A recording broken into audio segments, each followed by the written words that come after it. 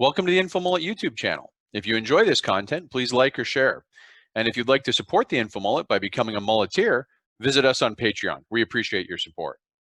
If you are a mega mulleteer, so this is the first forecast I'm going to review, and this is the format I'll review them in.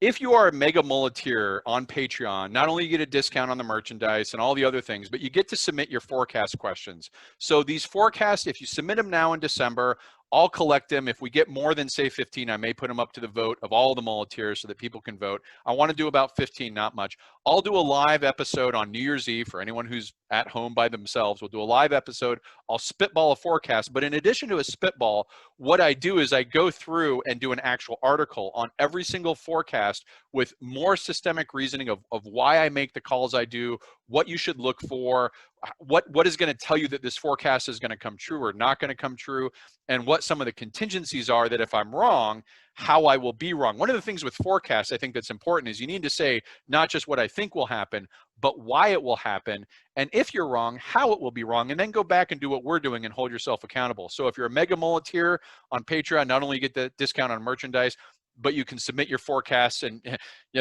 those of you who submitted in 2020 obviously had an inkling of concern of politics and instability. So the theme is politics and instability, but if you want to know what's coming up in 2021, submit those forecasts and I'll get them back to you at the New Year's Eve. Ask me anything, and then the articles will roll out in early January. So stepping in, easy forecast, softball serve. Came to us. Who fares better in the 2020 presidential election, right? That was the first one of, and these again, these are domestic. So question one had an international flavor. The numbers will be a little off, but these are the domestic ones that would resolve in 2020. My forecast for the 2020 presidential election was that Trump would win by a narrow electoral margin, but lose the House and Senate. Obviously, partially wrong, but when I describe this, and again, the links to these articles, so I'm not making this up. You can go back and read the original forecast from last January.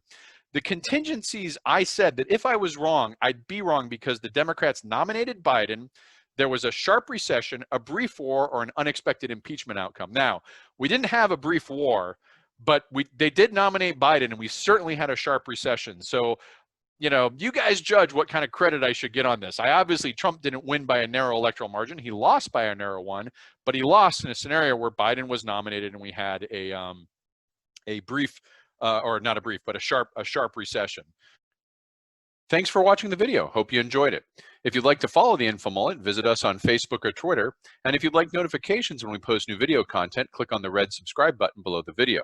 If you've ever wanted to become a mulleteer and support the Infomullet, visit us on Patreon. We appreciate the support.